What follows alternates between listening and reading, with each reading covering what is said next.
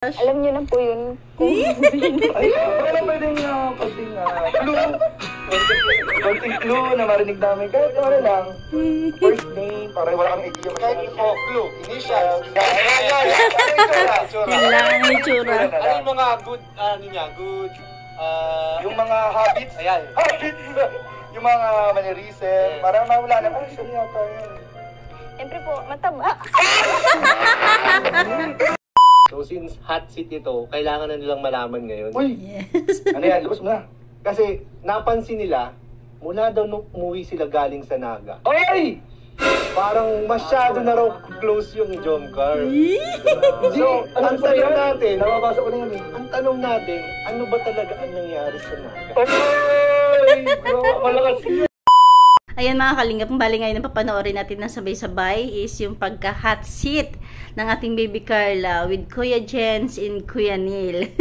Siyempre, supportahan natin ang ating ama ng kalingap, Kuya Bal Santos Matubang, at Edda Vlogs, Kalingap Prab, at isama na rin natin si Kuya Neil at saka si Kuya Jens, isa sa mga bigating reactors ni Kalingap Prab.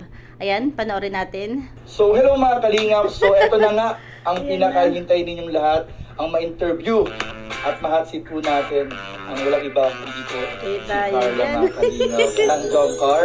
Ayan po. And syempre, kapagkalala muna kami. This is Kuya Jens. And Kuya Nel. And we are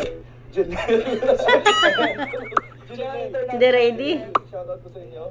Ayan. So, ito na guys, yung mga katanungan natin. Pero ito na yung pinakahintay ninyo mga kalingap. Grabe bro, di ba? Tingin ito. At sa channel pa ni Kalingap Rob. Hindi ko inaasahan to. Bigla ito nangyari. Grabe bro, ito na yung inaabangan ng lahat ng manonood. Na yung mga katanungan natin bro, sasagutin na ni Carla. Lalo na ngayon bro. Ayan na, masasagot na. At 1 year congrats nga pala. Happy first anniversary kay Carla sa Kalingap. Kaya ako sobrang saya ko, sobrang blessed ako na naging part tayo ng ng anniversary celebration. Parang isang taon na rin tayo bro. Oo nga.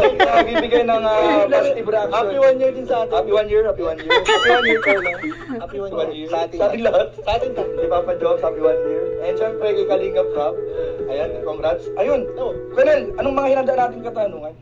Meron tayong mga konting hinandang katanungan kay Carla. So, Ang galing naman na ni Kuya Jens tapos ni ni Kuya Neil. Talagang nag-tandem din talaga sila, no? Wow. wag na natin Wala patagalin. natin patagalin pa. Ito na mga Sige. Kalingap. Dito nyo lang mapapanood. Wala to sa channel namin. Dito lang.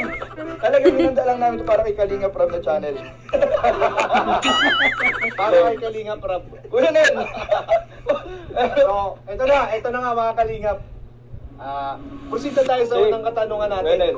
Yung unang tanong muna. Okay, since anniversary to, so ang katanungan natin, ano ang kay Carla, ano ang pinaka masayang moment mo sa Kalingap na hindi mo makakalimutan Ay, madami. sa buong buhay mo? Ano yung isa? Sobrang dami po eh. Pero ang pinaka-highlight po siguro is yung nag-ribbon cutting dito sa bahay. Ay, wow. Nung, siyempre, ito po yung isa sa pinakapangarap ko na magkaroon kami ng sariling bahay. At saka napakaraming moment talaga na hindi niya makakalimutan, pero yung bahay nga naman talaga ang hindi, kasi lahat sila kasama ng pamilya niya. Kasi yung mga pinuntahan nilang masasaya, magaganda, siya lang yun, di ba? Hindi niya kasama pamilya niya. Pero yung bahay, andyan yung buong pamilya nila, kapatid niya, mama niya, papa niya. Kaya ang ganda ng sagot ni Carla. Grabe, kahit ako. Tsaka nung naalala ko ng ribbon cutting bro, parang may mga promises na nangyari na. Ay, oo, naalala Doon ko ko. yung narinig, yung mga promises. Tapos yung kahit paputi na ang buhok. Uy! Doon ko napanood yun. Tapos nakakatuwa nun kasi, first time ko rin makapunta nung kila Carla, ng ribbon cutting. At ang sarap ng mga pagkain. Yung pagkain talaga naalala. Doon din nangyari yung subuan ng puto. Na, basta, dalawa natin reaction yun eh, na, yung may kagat ni Papa Jones, bro, sinubo ni Papa Naalala Jones ni nila. Carl. Tsaka sino ba yung hindi talaga matutuwa? Uy, oo naman, syempre. Tingnan mo naman yung bahay. Napaka-blessed ng family ni Carl. Tsaka malalaman mo Yes. talagang sosuper na-appreciate nila kasi sobrang alaga nila sa bahay. Oo nga, napansin ko nga kanina, pagtingin ko dun sa loob, napakalinis, organized yung mga gamit. Talagang well-deserved ng mga ganitong klaseng pabahay at tulong. ng galing sa Kalingap. Ayun. Kaya congrats, Carla. So bukod doon, Carla, sa pagpapasalamat at yung pagkakaroon ng sariling bahay, ano pa? Yung Siyempre bukod doon? marami yan, di ba? Siyempre, inabangan ako, bro. Oo, Siyempre. may inabangan ako. Inabangan ako. Bukod doon sa pagkakaroon ng bahay na binigay po ng Kalingap at lahat ng inyong supporters. Oo. Ano pa yung pinakamasayang pangyayari sa Kalingap na experience? Yan. Naging love team niya si Papa Madami Jones. po eh. Pero secret na lang. Ano pwede naman marinig? Sino ba tingin mo? Hindi pwede. Sino or ano? Anong tanong pala dapat? Sino o ano? Yan, pwedeng ano or sino. Yan. Pwedeng secret dito. Kasi isa lang ito nangyayari. Oo. Para saan ba't nandito tayo? Hindi, saka ito ay para sa celebration ng first year anniversary. Ito, real talk to. Namumula si Carla. Nagbablush. Alam niyo na po yun. Ay, wala pwedeng konting clue na marinig namin. Kahit ano lang, first name, para wala kang idea. Kahit info, clue, initial. Yan.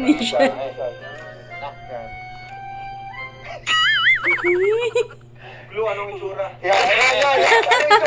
Kailangan ng itsura. Ano yung mga good, Yung mga habits. Ayan. Habits! Yung mga mannerism. Parang mawala na. Parang siya yata yan. Siyempre po, mataba.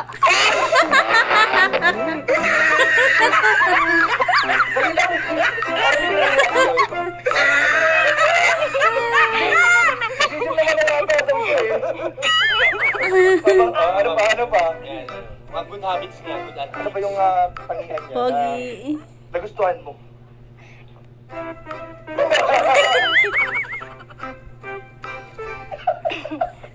Mabango po. Oh! Parang naamoy kayo ng samgyup. Mabango pala ang Papa Jones. Andali. Paano mo nasabing mabango? Oo nga, Paano mo nasabing mabango? ano bang mabango? Tsaka, ano yung mabango? Anong mabango? Ano yung mabango? Oo. Yan po. Kahit po pawisin. Ay, Grabe. Kahit daw pawisin, mabango. Ibig sabihin ng mga umpisa pa lang nilang serye-serye pag sa love team, medyo na-attract na siya kay Papa Joms kasi napansin niya kahit pawisin, mabango. Ay! Si Carla, bro. Iba yung feeling ko. Iba. Ay, nagbablush na. Grabe. Ano, paano mo nasabing mabango?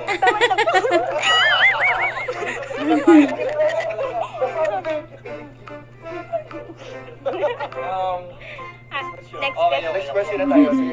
Kawawa naman si Carla. Basta promise na, sige mo rin yan Oo. sila. Pwede mo naman PM mo muna sa amin. Oo nga, para may bulong. Oo. Para may bulong. I-live na muna namin. So ayan, pangalawang question. Siyempre, may masaya, Kwenel, at Carla, may masayang nangyari sa Kalingap at hindi may iwasan na minsan, meron ding mga malulungkot na pangyayari, which is part naman ng buhay.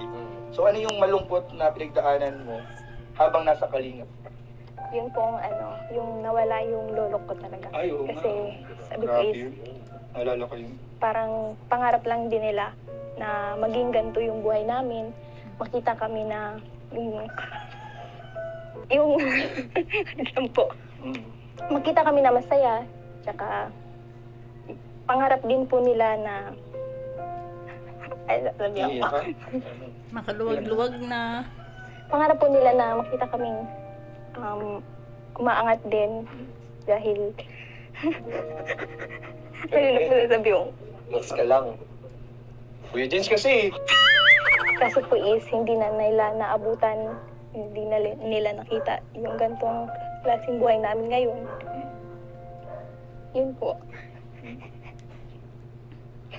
Parang nakatawa si Ano, nagkatawa ka ba o umiiyak? Kasi mga nag-interview. Naiiyak na natatawa. Kasi alam ni Carla na tayo na good na parang patawan. Hindi siya sanay na malungkot na Kahit ba nung... Naiiyak siya, dinadaan niya na lang sa tawa. Pero grabe, tama, naalala ko yung part, yung moment na yun. Pero nakita ba ng lolo mo na tinutulungan na kayo ng Kalingap? Nalaman niyo na noong time na tinutulungan kayo? Opo. Nalaman naman. Opo, pero hindi na po. Kaya siguro kahit papaano, maluwag na sa puso ng lolo niya na mawala, 'di ba? Kasi nakita niya na tinutulungan sila ng Kalingap. Ganun daw kasi yun di ba? Yung mga tatanda noon, mga kasabihan, kapag nakita ng masaya o okay na ang iiwanan, kampante na sila. Ang sabi. Nila nakita yung bahay namin, hindi na po sila nakapunta dito. Dito yung ginagawa. Opo. Bukod dun, sa pangyayari yun, ano pa, meron pa bang ibang parang Siguro, nakakalungkot yun na na ba pangyayari? siya? Ang naalala mo. At syempre po, yung mga basher, Ay. syempre po, hindi naman natin naiiwasan naging malungkot at apektado kapag nakikita natin yung mga ganong sinasabi nila, lalo't hindi naman po nila tayo kilala. Personal. Mga basher. Tama. Grabe. Talagang hindi maiwasan kasi sa social media. Oo. Talagang may basher at may basher. Talagang ang hindi natin makokontrol. Ang mahalaga, ang payungan namin sa ibang beneficiary na ang importante yung mga kakilala natin, alam kung anong sino tayo. Ano sila din naman nila tayo talaga kilala. Oo. Di ba base sila sa mga naririnig na balita?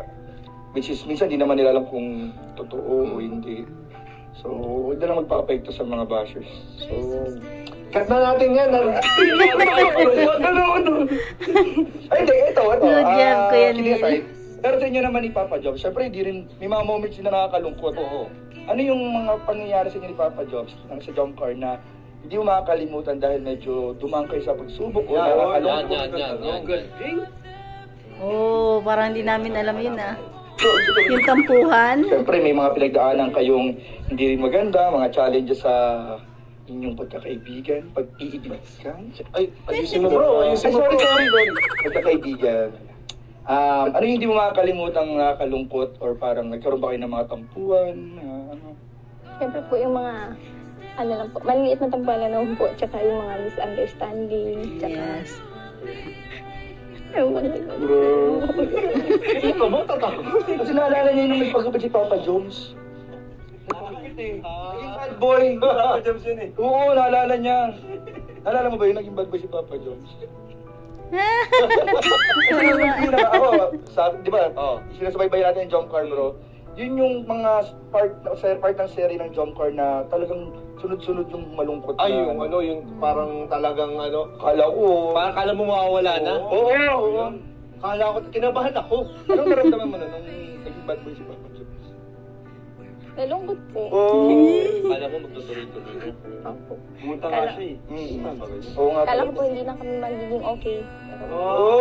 Ay, grabe. At nag-alala rin pala siya. Grabe. Ito pala, may isa pa po tayong katanungan. Ito kasi, madalas itong tinatanong dati ng mga yung mga viewers lalong-lalo na ng Jomcar. Uy, grabe. So since hot seat ito, kailangan na nilang malaman ngayon. Uy, Yes. ano yan? Labas mo na. Kasi napansin nila, mula daw nung umuwi sila galing sa Naga, Ay! parang masyado na raw close yung Jomcar. So, ang ba tanong yan? natin, Nababasa ko na yan eh. ang tanong natin, ano ba talaga ang nangyari sa Naga? Ay! Grabe, malakas yun. Tama, dami nagtatanong. Pwede Kasi- bang explain sa amin? Kasi yun yung after pag-uwi nila, yung close na yan. Oo. Abangan ko na to. Baka natin. Ito na guys. Ito na. Share mo naman sa amin. Pwede bang malaman? Or kahit konti lang? Konti lang. Ano po? Ano pa? Sige. Ano ba? Ano ba talaga yung nangyari doon, Carla? Nag-movie marathon sa bahay nila. Naging close sila lalo. Totoo talaga yung ano natin. Nagpumimarapan po sila sa bahay. Bahay. Chill. Yung pala yung nangyari. Grabe to. Ano pa? Meron pa yan, sigurado ako. Ano pang bukod? Ay, anong nangyari? Ano pang bukod doon sa movie marathon? Kumain po sa labas. Ay, kumain sa labas. Baka consider mo ba na date? Medyo po. Kayong dalawa lang nun? Kayong dalawa lang? Oo nga. Kaya lang naman. Grabe kayo mag-hatsit mo ah. Grabe. Grabe na. Pinakailan po siya na akong todo-todo. Minit na. Pipilit siya yung matanong tuwen eh. Ay, sige. Nung nagmula ang love team nyo, may crush ka na ba kay Papa Joe? Yan. Gusto ko rin malaman yan. Sino naghanda nito?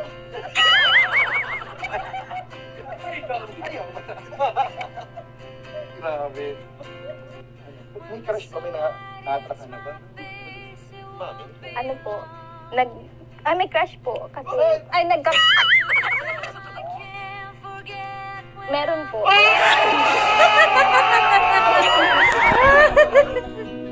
Ayan na. Sabihin, may crush ka na noon. So, diba, kahit pa paano kasi, bago pala sila naging love team, medyo may attract na talaga siya kay Papa Joms. Kaya, mabilis lang sila naging love team. Opo, kasi unang kita ko pa lang po sa kanya is sobrang bait niya po. Tsaka sobrang... Unang kita pa lang sa'yo. Ano ba yung kanta nyo? Love at first sight ba? Actually, nakita ko talaga sa mga mata nila. Ako din eh. Nakikita sila. Lalo na yung pagtingin ni Carla ng thank you. Bisado, reactor talaga. Siyempre. Tumingin Papa Joms. Sayang, hindi nakatingin si Papa Joms, pero yung tingin ni Carla dun sa pagtingin niya. Kumikinang. Iba yung mga titig ni Carla. Iba talaga, may ibig sabihin. Pero may follow-up question. Ay, oo nga pala. Eto, next question naman tayo. So, follow-up question. Kung noon, crush mo siya, paano naman ngayon? Anong level na ba? Kamusta naman ngayon? Love na? Unang kita. Love na po.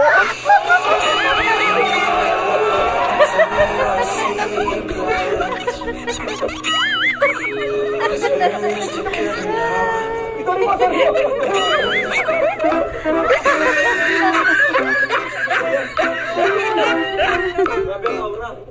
Nagsama pa talaga si Kuya Nil na si Kuya Jens.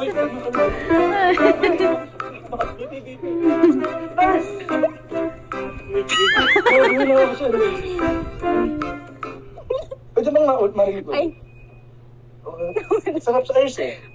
Pwede bang marinig ulit, Carla? Ano na yung ano mo ngayon? tama na po. Pag-ulit nyo na, ulit nyo. At imaraton nyo. Maraton nyo pa para marinig. Pero malinaw. Malinaw na malinaw ha. Yung pagkakasabi. Love na po. Hindi pwedeng magkamali sa dinig. Hindi pwede magkamali sa dinig. Magkakita-dit.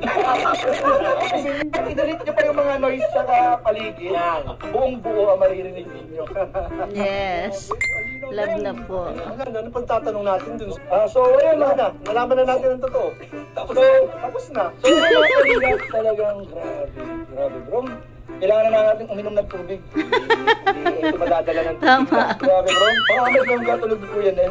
Wala na. 24 hours live na to. Wala na. Abangan ninyo. Abangan naman ninyo. Ano ang magaganap sa Thailand? Yes. Yun na lang. Thailand na.